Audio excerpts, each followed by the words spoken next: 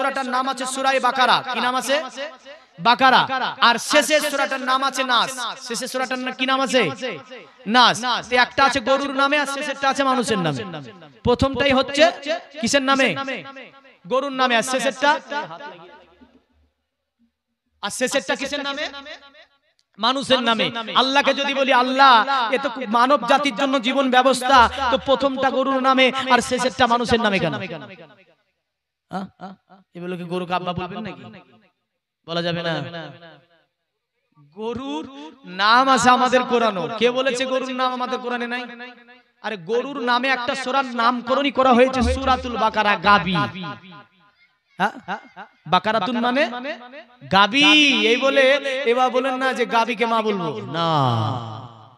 বেদে বলেছে বে মধ্যবর্তীতা দেবাদাক্রান্তে প্রাকৃতিতা বিষ্ণং বক্কয়ে সদামেদা শাস্ত্রে চশ্রিতা। বেদ বলছে শোন পৃথিবীর মানব, পৃথিবীর জমিনে একজন মানব রইছে, আসবে, মানব আসবে, যে ব্যক্তির নামের প্রথম অক্ষর হবে ম আর শেষ অক্ষর হবে দ। জোরে বলেন। আমার নবী পাকের নামের প্রথম অক্ষর হচ্ছে ম আর শেষ অক্ষর হচ্ছে দ। বলল শুনে রেখে দে বিষ্ণং বক্কয়ে সদামেদা শাস্ত্রে চশ্রিতা। ওই মনোরিজে আসার পরে গরুর মাংস ভক্ষণ করাকে সর্বকালের জন্য যিনি বেদ অনুযায়ী বৈধ ঘোষণা করবেন, শাস্ত্র অনুযায়ী বৈধ ঘোষণা করবেন, তিনি বেদ অনুযায়ী শেষ ঋষি হবেন। তাকে মান্য করা জাতি ধর্ম বর্ণ নির্বিশেষে সকলের জন্য অপরিহার্য হবে। ওই নবীকে মানলে ধর্ম হবে, নতুবা ধর্ম হবে না। ওই নবীকে মানতেই হবে, এটা বেদের কথা যে ওই নবীকে মানতেই হবে। সনাতন ধর্মের আর একটা গুরুত্বপূর্ণ কিতাব আছে। আমাদের কিতাবের নাম হচ্ছে কোরআন আর ওদের কিতাবের নাম হচ্ছে পুরাণ। কি নাম? ওদের পুরাণ আর আমাদের কুরআন। ওদের এই ভবিষ্যৎ পুরাণের মধ্যে একটা কথা বলেছে মুহাম্মদকে নিয়ে। তারা বলেছে তসলিল্লারে মিলচ্ছাচার জিন সম্ভাবিত মুহাম্মদ ইতিকাত শিক্ষো সকা সম্ভাবিত বিপ্রসে যাব মহাদেবাঙ্গর স্থল নিবাসী নমো গঙ্গা জলস্থ সংস্নপ্পো পঞ্চগপ্প সম্ভবিতে নমস্তে বিরিজনাত মরু স্থল নিবাসী রে তীব্র সুরন সেই বহুমায়া প্রবর্তিনে। তারা বলল শোন জগতের মানুষেরা মক্কাতুল মুকাররমা সরজমিনে মরুর প্রান্তরে একজন মানবের জন্ম হবে। ওই ব্যক্তিটার আকলাক চরিত্র দেখে দলে দলে দলে দলে যাবার পরে মানুষেরা কালেমা লা ইলাহা ইল্লাল্লাহ মুহাম্মাদুর রাসূলুল্লাহ সাল্লাল্লাহু আলাইহি ওয়াসাল্লাম পড়ে ইসলাম ধর্ম যেন গ্রহণ করে নেবে। তারা বলল শুনে রেখে দে পৃথিবীর জমিনে ওই নবী আসার পরে তিনি যেন যত আপনার কুসংস্কার পৃথিবী থেকে যিনি মিটিয়ে দেবে, তিনি হচ্ছে আব্দুল্লাহর ছেলে মুহাম্মাদুর রাসূলুল্লাহ সাল্লাল্লাহু আলাইহি ওয়াসাল্লাম। পৃথিবীর জমিনে যিনি শান্তি কায়েম করবে, তিনি হচ্ছে আব্দুল্লাহর ছেলে মুহাম্মাদুর রাসূলুল্লাহ সাল্লাল্লাহু আলাইহি ওয়াসাল্লাম। পৃথিবীর জমিনে যিনি মানবকে মানব হিসাবে প্রতিষ্ঠিত করবে, তিনি হচ্ছে আব্দুল্লাহর ছেলে মুহাম্মাদুর রাসূলুল্লাহ সাল্লাল্লাহু আলাইহি ওয়াসাল্লাম। পৃথিবীটাকে যিনি বাসযোগ্য করে তুলবে, তিনি মরুস্থলে আগমনকারী মুহাম্মদ। তাকে মানতে হবে, তাকে জানতে হবে, তার কদম তলে চলে যা। তাই তারা বলে গেল আজ থেকে আপনার ৬০০০ বছর আগে সনাতন ধর্মের আপনার যেগুলো মেনে চলে এখনো পণ্ডিতেরা বলে দিল নমস্তে বিরিজনাত মরুস্থল নিবাসীনে, হে মরুস্থলে আগমনকারী মুহাম্মদ, তোমাকে জানাই আমরা শতবাদ, তোমাকে জানাই আমরা প্রমাণ। তীব্র রাসূলুন সেই বহুমায়া প্রবর্তিনে। ওগো নবী, হে আল্লাহ নবী, মরুস্থলে আগমনকারী মুহাম্মদ, দয়া করে কাল কিয়ামতের দিনে যখন খুব কঠিন দিবস হবে, ওই দিনে দয়া করে তোমার কদমের নিচে আমাদেরকে একটু জায়গা করে দেবে। যদি তোমার কদমের নিচে আমরা জায়গাটা পেয়ে যাই, আমাদের দুটি জগৎ যেন ধন্য হয়ে যাবে। সুবহানাল্লাহ বলবেন না? তো তারা বলছে মুহাম্মদ যে ইসলাম প্রচার করবে এবং শুধু তাই নয়, তারা বলেছে শিক্ষো শাখা সম্ভাবিত, মুহাম্মদ দলবল নিয়ে মক্কা শাসন করবে এবং মক্কার পার্শ্বে যতগুলো জায়গা সবগুলো আল্লাহর নবী শাসন করে ফেলবে। জোরে বলেন সুবহানাল্লাহ। কেন, কি দিয়ে? তো তারা বলছে তলোয়ার দিয়ে করবে না, পিটিয়ে পড়াবে না, একমাত্র চরিত্র দিয়ে। জোরে বলেন কি দিয়ে করবে? চরিত্র দিয়ে। আমরা যদি বাংলায় অনার্স করি তো বাংলার একটা সার্টিফিকেট দিবে ইউনিভার্সিটি, না দেবে না গো? যে আমি বাংলা স্টুডেন্ট অনার্স কমপ্লিট করব, যখন একটা সার্টিফিকেট দিবে। কেউ যদি ইংলিশে আপনার অনার্স করে ইউনিভার্সিটি ওকে একটা সার্টিফিকেট দেবে যে এই ছেলেটা গ্র্যাজুয়েট কমপ্লিট করলো, ইংলিশে অনার্স করেছে। কেউ যদি জিওগ্রাফি নিয়ে আপনার কি করে অনার্স করে বা জিওগ্রাফি নিয়ে পড়াশোনা করে, তাহলে তার উপরে ইউনিভার্সিটি একটা সার্টিফিকেট দেবে। আমার আল্লাহ বলছে হাবিব আপনার চরিত্রের উপরে আমি আল্লাহ খোদ সানাত দিচ্ছি পবিত্র কোরআনুল কারীম দিয়ে। আল্লাহ বলছে ইন্নাকা আলা খুলুকিন আযীম, এ নবী আপনি হচ্ছেন মহান চরিত্রের অধিকারী। জোরে বলেন। তাহলে নবীর চরিত্রের সঙ্গে এবার আমাদের চরিত্র মিলাবো। রাগ করবেন না তো? রাগেন না বাপ। এবার আসবো হাদিসটাকে নিয়ে। পৃথিবীতে একটা গোত্র ছিল বানি সুলাইম। কি নাম বললাম? বানি সুলাইম। খুব শক্তিশালী। বুখারী শরীফের সারার মধ্যে আল্লামা নবী রাহমাতুল্লাহ আলাইহি তিনি এই হাদিসখানা সংকলন করেছেন। তো সুলাইমেরা ছিল খুব বড় বড় উঁচু চারা মানুষ। তো নবীর উপরে খুব রাগ ছিল, বুঝলেন? সুলাইম একটা মিটিং ডাকলো, ডেকে বলল শোনো, শুনছি যে আব্দুল্লাহর ছেলে মোহাম্মদ নাকি জোর করে কালেমা পড়াচ্ছে। আব্দুল্লাহর ছেলে মোহাম্মদ নাকি জাদু করে কালেমা পড়িয়ে দিচ্ছে। আব্দুল্লাহর ছেলে মোহাম্মদ নাকি একটা দুশ্চরিত্রের মানব। নাউজুবিল্লাহ বলেন। এগুলো শুনবেন আর সুবহানাল্লাহ বলেন না বা? মানে আমরা জানি না যেখানে সেখানে সুবহানাল্লাহ, যেখানে সেখানে সুবহানাল্লাহ মারে না, মারে না? হ্যাঁ, সব জায়গাতে সুবহানাল্লাহ বলতে হয় না, এখানে নাউজুবিল্লাহ বলতে হয়। হ্যাঁ, তো কেন আজকে মুসলমানকে বিশ্বের বুকে সন্ত্রাস প্রমাণ করার জন্য বহু চক্রান্ত চলছে? চলছে না? চলছে না? চলছে। যে মুসলিম মানি নাকি এরা দুশ্চরিত্রবান হয়, এরা লম্পট হয়। এটা কে বলেছে? তো বাবা একটা ছেলেকে ছোট্ট অবস্থায় বলে যে মুসলিমের সংস্পর্শে যাস না। তো ছেলেটা জিজ্ঞাসা করে বাপকে, আব্বা কেন? তো মুসলিম মানি লম্পট। তো ওই ছেলেটা বড় হওয়ার পরে যতই শিক্ষা অর্জন করুক, একটা মুসলিমকে দেখলে ওই কথাটা মনে পড়বে যে বাপ শিখিয়ে দিয়েছিল মুসলিম মানে লম্পট। কিন্তু মুসলিমের চরিত্র বলছে, তাদের বেদে আছে অততেসং ভবিষ্যন্তি মানংসি বিসাদানি বে বাসুদে বাঙ্গারাগাতি পুণ্যগন্ধা নীলস্পৃশম পরজন পদনং বে হাতিস কিলাদসুসে। বেদ বলছে যদি মুসলিম সংস্পর্শে, মুসলিমদের নেতা হচ্ছে মুহাম্মদ সাল্লাল্লাহু আলাইহি সাল্লাম, তার সংস্পর্শে যদি কেউ চলে যায় তার জীবনটা ধন্য হয়ে যাবে। পৃথিবীর জমিনে চরিত্র শিখিয়েছে যিনি, তিনি মুহাম্মদ সাল্লাল্লাহু আলাইহি সাল্লাম। পৃথিবীর জমিনে যিনি আখলাক শিখিয়েছেন তিনি হচ্ছেন মুহাম্মদ সাল্লাল্লাহু আলাইহি সাল্লাম। পৃথিবীতে ভালোবাসা যিনি শিখিয়েছেন তিনি হচ্ছেন মুহাম্মদ সাল্লাল্লাহু আলাইহি সাল্লাম। পৃথিবীতে সম্প্রীতি যিনি শিখিয়েছেন তিনি হচ্ছেন মুহাম্মদ রাসূলুল্লাহ সাল্লাল্লাহু আলাইহি সাল্লাম। এক কথায় মুহাম্মদ সাল্লাল্লাহু আলাইহি সাল্লাম পৃথিবীর জমিনে সম্প্রীতির বার্তা দিয়েছিলেন যিনি, তিনি হচ্ছেন আব্দুল্লাহর ছেলে মুহাম্মদ সাল্লাল্লাহু আলাইহি ওয়াসাল্লাম। আজ মুসলিম যদি এই সম্প্রীতির বার্তা না দিত, ভারতবর্ষের সারজমিনে 750 অধিক মুসলমান রাজত্ব করেছে না করেনি? করেনি? করেছে। তাহলে বলেন যে মুসলিম যদি সম্প্রীতি না বজায় না রাখতো, সম্প্রীতির কথা না বলতো, এটাকে যদি মেনে না চলতো, তাহলে বলেন এই দেশে একটা জুতো সেলাই করা মানুষ পেতাম গো? পেতাম? পাওয়া যেত না। কারণ বাদশাহ অরঙ্গজেব থেকে নিয়ে বাদশাহ আকবর থেকে নিয়ে এদের সমাতে ভারতবর্ষে তাদের এত শক্তি ছিল, তারা আপনার ভারত উপমহাদেশকে শাসন করেছিলেন। তাদের এত শাসন কাজ ক্ষমতা এতই ছিল, ইচ্ছা করলে তখনই পিটিয়ে কলেমা পড়ে দিতে পারত। কিন্তু রাসূল তো এটা বলেননি। রাসূল বলেছেন কলেমা হচ্ছে ভালোবাসার জিনিস, কলেমা হচ্ছে মোহাব্বতের জিনিস। কারণ ধর্ম নিয়ে কোনো জোরজার নাই, কারণ ধর্ম যে ভালোবেসে গ্রহণ করবে তাকেই কলেমা পড়ানো হবে। জোরে বলেন। তো রাসূল সাল্লাল্লাহু আলাইহি ওয়াসাল্লাম তিনি সুলাইম উদ্দেশ্য নয় কিছু সাহাবীকে নিলেন, নার পরে চলছেন। যেতে যেতে একটা পাহাড়ের পদদেশে আল্লাহর নবী সাল্লাল্লাহু আলাইহি ওয়াসাল্লাম বসলেন। বসে সাহাবীদেরকে দ্বীনে ইসলাম শিখাচ্ছে।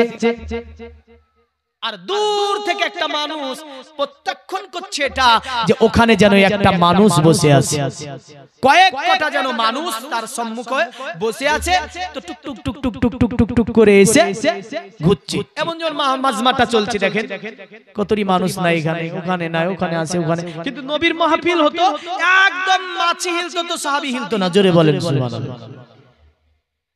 এসে চারিদিকে ঘুরছে কিন্তু কেউ তাকাচ্ছে না তার দিকে।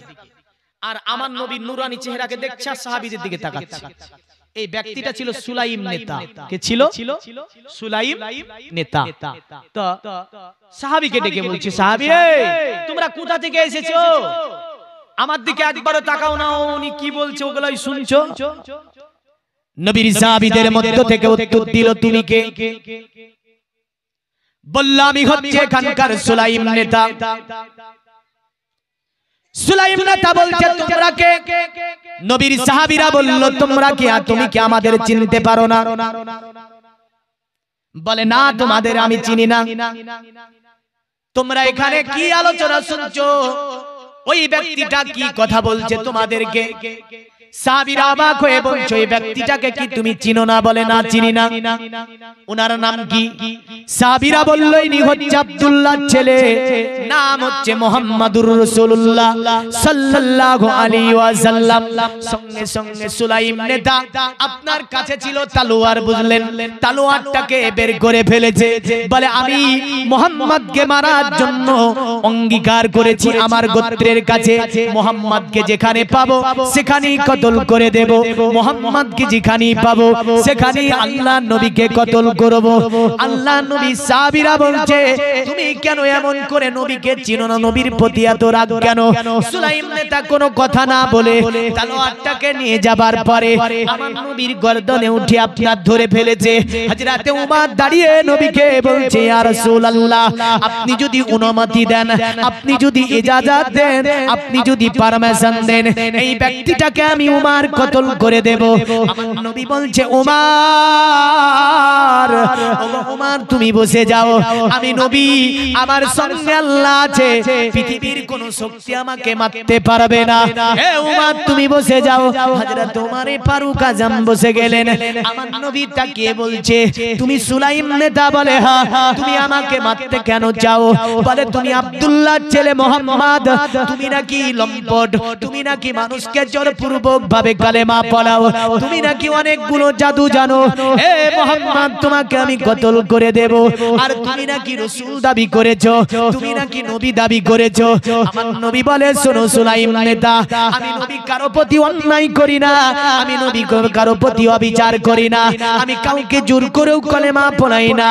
আর আমি নবী যে দাবি করেছে এটা সত্য, কারণ আমি হচ্ছি নবী, আমি এটাই দাওয়াত দিই, লা ইলাহা ইল্লাল্লাহ, আল্লাহ ভিন্ন কোনো উপাস্য নাই, আর মুহাম্মাদুর রাসূলুল্লাহ, মুহাম্মদ হচ্ছে আল্লাহ পাকের রাসূল। সুলাইম নেতা বলছে, মুহাম্মদ তুমি যে নবী তার প্রমাণ কি আছে আমাকে দিতে পারবে?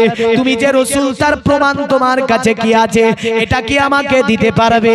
আল্লাহর নবী বলেছিল সুলাইম নেতাকে, আমি নবী, এর প্রমাণ তুমি যা চাইবে আমি রাসূল তোমাকে সেই প্রমাণটাই দিয়ে দেব। পৃথিবীর মুমিন মুসলমান, সুলাইম নেতাকে আল্লাহ নবী বলছে, আমি তোমাকে যদি বলি তাহলে তুমি বিশ্বাস করবে না, তুমি যেটা বলবে সেটাই আমি তোমাকে প্রমাণটা দেব, কারণ আমি রাসূলুল্লাহ, এর পূর্বে আমার রাসূল প্রমাণ করতে গিয়ে পাথরকে কথা বলিয়েছি, তবু মক্কার বেঈমানরা আমাকে জাদুকর বলেছে। কখনো আমি চাঁদকে দ্বিখণ্ডিত বানিয়ে দিয়েছি, কখনো আমাকে মক্কা বেঈমানেরা জাদুকর বলেছে। কখনো আমি গাছকে জমিনের বুকে চলাচল করিয়ে নিয়েছি, তখনও তারা জাদুকর বলেছে। কখনো আমি রাসূলুল্লাহ, আসমানের আমি ওই সূর্যকে উদিত করে দিয়েছি, তখনও তারা আমাকে জাদুকর বলেছে। এ সুলাইম নেতা, আমি আল্লাহর নবী, তুমি যা বলবে সেটাই প্রমাণ দেব, তুমি যা বলবে সেটার উপরই আমল হবে। সুলাইম নেতা বলছে, মুহাম্মদ পারবে তো? নবী বললেন, কেন পারবো না, তুমি বলো কি প্রমাণ নেবে? ওই সুলাইমের কাছে একটা হাতে ব্যাগ ছিল, বুঝলেন, হাতে একটা ব্যাগ বস্তা ছিল, ওর মধ্যে আপনার অনেকগুলো সাপ ভরা ছিল। কারণ সুলাইমের মেন খাবার ছিল গুয়ে সাপ, যাকে আমরা বলি সোনাগরি সাপ। এই সোনাগরি সাপটা সুলাইমরা খেতে বড় ভালোবাসতো। আল্লাহ নবীকে বলছে, মোহাম্মদ আমি এমন একটা জিনিস তোমাকে বলবো, যদি ওই জিনিসটা হয়ে যায়, এটা যদি বলে ফেলে, তাহলে নিশ্চয়ই তোমাকে নবী মানবো। বস্তা খোলার পরে একটা তাজা গুয়ে সাপ সোনাগরি সাপকে বের করে বলছে, মোহাম্মদ যদি এই সোনাগরি সাপটা কথা বলে, তোমার নবুয়তের যদি সাক্ষী দেয়, তোমাকে নবী মেনে নেব। আর যদি সোনাগরির সাপটা তোমার নবুয়তে সাক্ষী না দেয়, তাহলে তোমাকে নবী মানব না। কারণ এই ব্যক্তিটার আশা এটাই ছিল, পৃথিবীতে জীবনে সাপ কথা বলবে না, আর সাপ কথা বলবে না, মুহাম্মদকে আমি নবীও মানব না। সাপ কখনোই কথা বলবে না, মুহাম্মদকে আমি নবীও মানব না। ও জগতের মুমিন মুসলমানেরা, আমার নবী পাকে মুজিজা কি ছিল দেখেন। আমার নবী বলেছিল সুলাইম নেতাকে, এ সুলাইম নেতা, আমি আল্লাহ নবী যদি এটা করিয়ে দিতে পারি, তুই কি মেনে নিবি? বলল, হ্যাঁ মুহাম্মদ, কেন মানব না। আল্লাহ নবীর সম্মুখে নবী বলছে, সাপটাকে ছেড়ে দাও। সুলাইম নেতা বলছে পালিয়ে যাবে। নবী বলে, পালাবে না, এই সাপটাও আমি রাসূল, আমাকে চিনে, এই সাপটাও আমি নবী, আমাকে জানে। জোরে বলেন সুবহানাল্লাহ। সুলাইম নেতা তাজা সাপকে ছেড়ে দিল। আল্লাহ নবীর সম্মুখে সাপটা যেন আদব সহকারে দাঁড়িয়ে গেল। আমার নবী সাপটাকে বলছে, আল্লাহর সৃষ্টি গুয়ে সাপ, আমি আল্লাহর নবী নাকি নবী না, এটা এই সুলাইম নেতা তোর জবান থেকে শুনতে চায়। এ সাপ, তুই বল আমি আল্লাহ নবী, নবী নাকি নবী না। সঙ্গে সঙ্গে সাপের জবান খুলে গেল। সাপের জবান থেকে আসতে আছে, আশহাদু আল্লাহ ইলাহা ইল্লাল্লাহ ওয়া আশহাদু আন্না মুহাম্মাদান আবদুহু ওয়া রাসূলুহু। তো যখনই সাপ পড়ছে, সুলাইমের হাত থরথর করে কাঁপতে লেগেছে। জীবনে কোনোদিন সাপকে কথা বলতে শুনিনি। আজকে মুহাম্মাদের সম্মুখে একটা গুয়ে সাপ কথা বলে, এটা জাদু হতে পারে না। এই সাপটা জঙ্গলে আমি ভক্ষণ করার জন্য, জঙ্গলে জঙ্গলি সাপটা আমি অতএব কি করলাম, ধরলাম, আমি শিকার করলাম। এটা মুহাম্মাদের কোনো প্রশিক্ষণ দেওয়া সাপ নয়।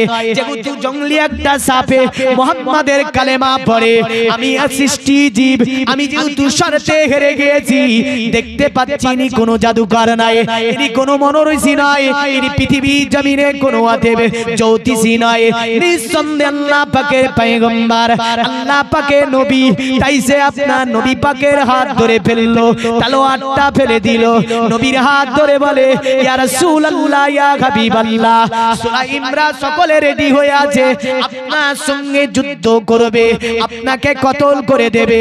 তবে আমি যেহেতু আপনাকে চিনে ফেলেছি, দয়া করে আপনি আমাকে কলেমা লা ইলাহা লা ইলাহা ইল্লাল্লাহ, লা ইলাহা ইল্লাল্লাহ মুহাম্মাদুর রাসূলুল্লাহ সাল্লাল্লাহু আলাইহি ওয়াসাল্লাম।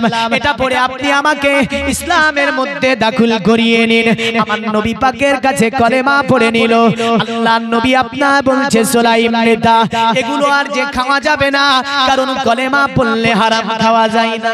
না যাই গো, কলেমা পড়লে হারাম খাওয়া যায়, সুদ খাওয়া যায়, জেনা করা যায়, চুগলামি করা যায়, নোংরামি করা যায়, একে অপরের মাল হরণ করা যায়। যাই গো, চাই। কারণ পৃথিবীতে মুসলমান সে হবে যে আপনার মিথ্যা বলবে না, আপনার মুসলমান তো সে হবে অন্যের গীবাত করবে না। মুসলমান তো তাকে বলে যে আপনার অন্যের মালকে অন্যায়ভাবে হরণ করবে না। মুসলমান তো সে যে অন্যের মালকে চুরি করবে না। মুসলমান তো সে যে সুদকে বর্জন করে চলবে। মুসলমান তো সে যে অন্যের আপনার অন্যের অবিচার অত্যাচার করবে না। কারণ মুসলমান যিনি হবে, ওই ব্যক্তি সংযমী হবে। নবী পাক বলেছেন মান সালিমান মুসলিমুনা মিন লিসানিহি ওয়া ইয়াদিহি, পৃথিবীতে মুসলমান ওই ব্যক্তি যার জবান থেকে অন্য মুসলমান হেফাজতে থাকবে, যার হাত থেকে অন্য মুসলমান হেফাজতে থাকবে, ওই ব্যক্তিটাই হচ্ছে পৃথিবীর জমিনে মুসলমান। জোরে বলবেন না? কিন্তু কলেমা পড়েছি, সুদ ছাড়তে পারিনি। না পেরেছি গো। একটা মাহফিলে বুঝলেন সুদের টপিক একবারে দিয়েছি বুঝলেন। তো ওখানে একজন সোনার ব্যবসায়ী ছিল, আমি জানি না রাগ করেন না কেউ বাপ, তো নেমে আমাকে রাগ করে বলছে আপনি আর ওয়াজ পাইছিলেন না? হ্যাঁ আচ্ছা কেন ভাই? তো ঘুরে ঘুরে বাসটা তো আমাকেই দিচ্ছিলেন তাই বলছে আমাকে, বললেন হ্যাঁ এমন ভাষাই বলছে আমাকে যেতে যেতে যে ঘুরে ঘুরে বাসটা তো আমাকেই দিচ্ছিলেন। আমি বলি কেন, আমি তো জানি না। তো বলে জানেন না, এটা কই বলেন না মানুষ মরে যাচ্ছে তখন সুদ নিচ্ছে, এটা কি জায়েজ হবে না? চালাক দেখেছেন, মানে বিপদে পড়েছে সুদ না জায়েজ হবে? বিপদ থেকে হেফাজত করার মালিক কে? জীবিত রাখার মালিক কে? রিজিক দেওয়ার মালিক কে? সুস্থ রাখার মালিক কে? আল্লাহ।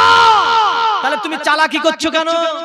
যে ব্যক্তিটা মরে যাচ্ছে সুদলা জায়েজ হবে, জান বাঁচানো ফরজ কাজ বলে চালাকি করছে।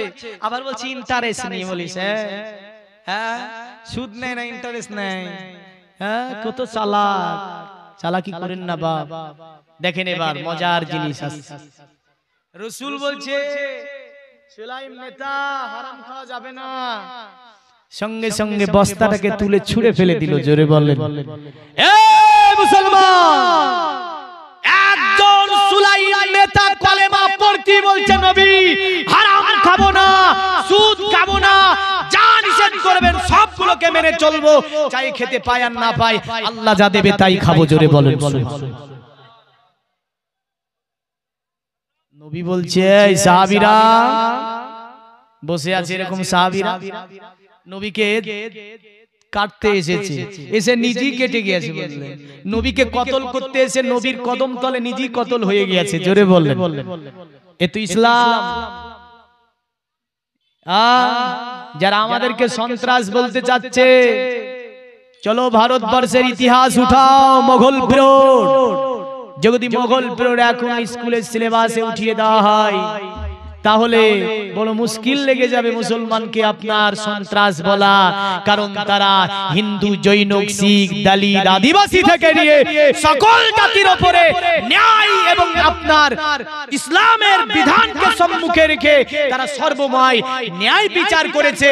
মুসলিমকে, হিন্দুকে, দলিতকে, আদিবাসীকে এটা বাদশা দেখেনি, বাদশা দেখেছে ন্যায় পরায়ণ বিচার করব আমি, আমার রাসূল যা বলেছেন সেটাই বিচার হবে। জোরে বলেন সুবহানাল্লাহ। আর এখন নাম দেখে মাপ নেয় ছেলেটি এসে কি করে জানেন? ওপরে একটা ডাব ঝুলাই, ঝুলার পরে ওতে ধরে আর নিচে থেকে দুজনকে বলে আমার পা ধরে টান। বলে কেন? বলে 1 সুত ছোট হয়ে গেছে। কি করতে যাবে? পুলিশের চাকরি তো পা ধরে টান 1 সুত বড় হবে। কিন্তু দেখা যাচ্ছে ওখানে 3 সুত চলে গিয়েছে আর এখানে 1 সুত বেশি আছে, তো কমিয়ে দিচ্ছে। হায় হায় হায়, কি বিচার! বাপ আমি কারো প্রতি আঘাত দিচ্ছি না, আমি এটাই বলছি কারণ সম্প্রীতি কাকে বলে? সম্প্রীতি তো তাকে বলে ভারতবর্ষের ইতিহাস দেখলে দেখতে পাই মন্দির আছে পাশে, মসজিদ আছে পাশে, মন্দিরে পূজা হবে, মসজিদে নামাজ হবে। জোরে বলেন সুবহানাল্লাহ। মন্দিরে তারা কি করবে? পূজা দিবে, মসজিদে আজান হবে, নামাজ হবে, উভয় কাউকে কেউ আঘাত করবে না। এই তো সম্প্রীতি বলে, একই তো সম্প্রীতি বুঝায়। কিন্তু তুমি আমারে সম্প্রীতি শিখাও, আজ দেখতে গেলে দেখতে পাই ঘুরে ফিরে মুসলমানটা কি পাই। যাই হোক আসি ওই জায়গাটায়। তো রাসূল এবার বলছে কি দেখেন সাহাবীরা, তোমাদের ভাইকে তোমরা কিছু কিছু করে তোমাদের ভাইকে তোমরা কিছু দান করো। জোরে বলেন, জোরে বলেন।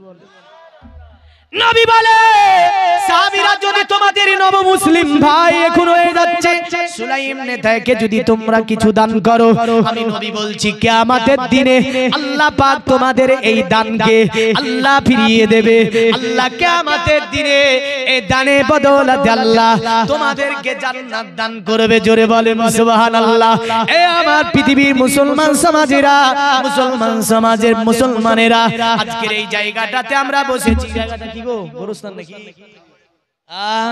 যাও বলে গোরস্থান বাড়িতে বড় ফ্ল্যাট তৈরি হয়েছে কারো 2 তলা 3 তলা আপনার বড় ছেলেকে যদি বলা হয় আপনার বাবা মারা যাবার পরে ছেলের ঘরে বিরাট একটা খাট আছে বুঝলেন যদি বলে যায় তুমি তোমার বাবা মারা গিয়েছে তোমার ঘরের ভালো দুসুক গাদলা বিছানো খাটটা একটা রাত রাখি দেবে গো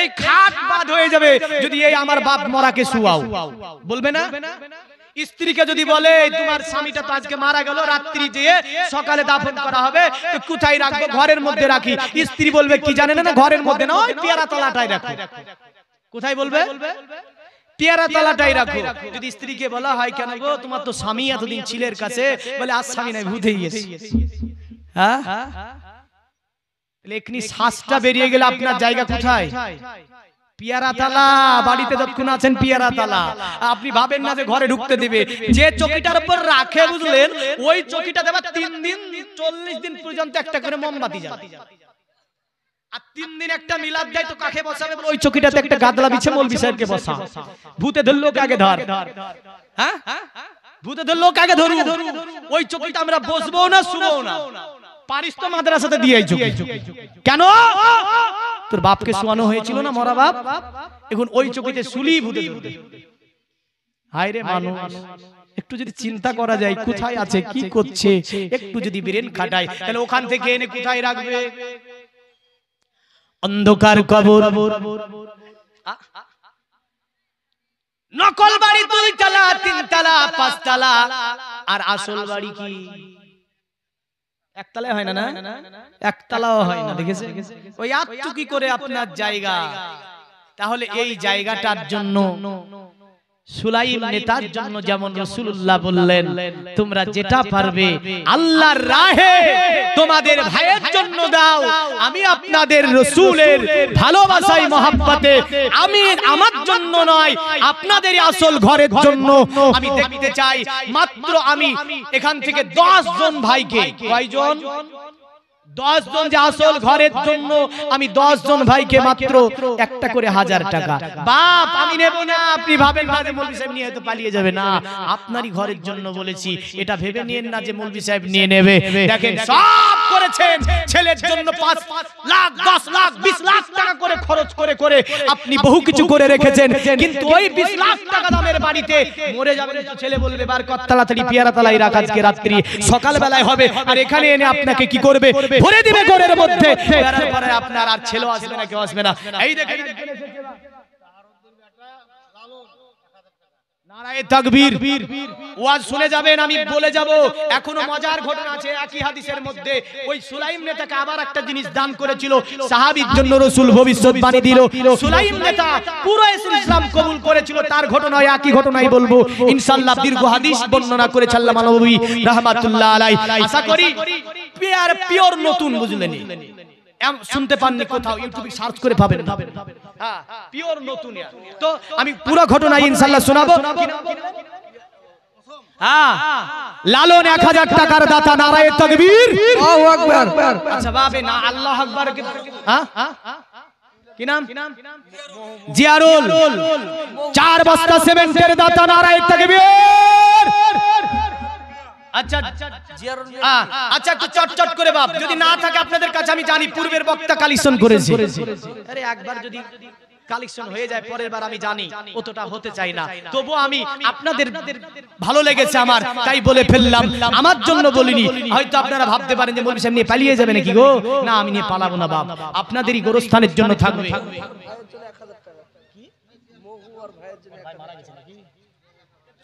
মঘু ভাই ভাইয়ের জন্য 1000 টাকার দাতা জিন্দাবাদ বলেন আল্লাহ এই দানগুলিকে কবুল করুন। আল্লাহ এই দানগুলিকে কবুল করে নিয়ে আত্মীয়-স্বজন যারা অন্ধকার করে তাদের কবরগুলোকে কুশাদা করে দিন, মানুয়ার করে দিন, ফুলের বাগিচা আল্লাহ তাদের কবরগুলোকে বানিয়ে দিন। দুনিয়াতে সুখ শান্তি দান করুন আল্লাহ, দুনিয়ার জমিনে আল্লাহ রুজিগুলোকে বাড়িয়ে দিন, হায়াতকে দারাজ করে দিন, ব্যবসা বাণিজ্যে বরকত দিন। সকলে বলুন আব্দুস সালাম 1000 টাকা জিন্দাবাদ। আচ্ছা নারায়ে তাকবীর বলবো, এমন আওয়াজ দিবেন বুঝলেন ওই বাজারে আজারে আছে যারা তাদের যেন কানে গিয়ে চটাম করে লাগবে। বলবেন প্রচুর নেকি হবে। একটু বলি তো নারায়ে তাকবীর। মন খুলে আল্লাহর ভালোবাসা, এটা কোনো আপনার ভোটের স্লোগান না, এটা জান্নাতে যাওয়া স্লোগান। জোরে বলেন কোথায় যাওয়া স্লোগান? নারায়ে তাকবীর, নারায়ে রিসালাত, নারায়ে রিসালাত, দ্বীন ইসলাম, নারায়ে তাকবীর। আচ্ছা বাপ একটু চটচট করে দিয়ে যাবেন, একটু মহব্বতে ভালোবেসে দোয়া করব। মায়েরা আছে, মায়েদের আবার লক্ষ্মীর ভান্ডার কটা করে হয়েছে গো? এই দেখেন 1000 টাকা করে পাই মায়েরা লক্ষ্মীর ভান্ডারে। মা একটা মাসে দিয়েছেন আলহামদুলিল্লাহ। বেনামে মায়েদের মধ্য থেকে 2 বস্তা সিমেন্টের দাতা জিন্দাবাদ বলেন। আল্লাহ দানকে কবুল করে নিয়ে পরিবারে সুখ শান্তি দান করুন, আশা আকাঙ্ক্ষা পূর্ণ করে দিন আল্লাহ। এমন করে দুনিয়ার জমিনে বালা মুসিবত থেকে হেফাজত করুন আল্লাহুম্মা আমিন। শহীদুল 1 মণ গম, নারায়ে তাকবীর, নারায়ে রিসালাত, ইয়া রাসূলুল্লাহ। বাপ যারা ভাবছেন যে আমরা টাকা দিতে পারবো না, গম দিন, এতে গম উঠছে সামনে। আর যদি গম মনে করছেন যে 5 বিঘা আছে দেব না, আল্লাহ বলছে আমি ভুঁই থেকে নিয়ে নেব, তখন বুঝতে পারবেন না। হ্যাঁ আব্দুল কুদ্দুস বলতে হবে, নামটা হচ্ছে আব্দুল কুদ্দুস। 1000 টাকার দাতা জিন্দাবাদ বলেন। জিন্দাবাদ। 5টা পার হয়ে গেল নাকি? 10টা বলেছি গো। মায়েদের দিক থেকে দেখি 10টা আসুক তো। মায়েদের জন্য একটা সুন্দর গজল শোনাবো। মায়ের সেবা করিলেন কালাম মন্ডল 20 কেজি গম, আল্লাহ তার গমে বরকত দান করুন। সকলে বলুন আল্লাহুম্মা আমিন। আল্লাহুম্মা। আল্লাহ বলছি 1টা দিবি তো 70টা বাড়িয়ে দেব আমি আল্লাহ। ভুঁই আছে এখনো, বুঝলেন তো, এখনো গম কিন্তু কাটা মারা শুরু হয়নি।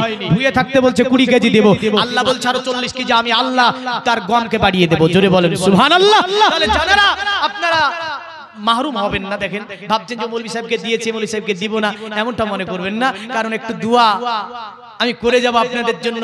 আরেকটা দান রাসূলুল্লাহ দিতে বলেছে, ওটাও হাদিস থেকে শোনাবো।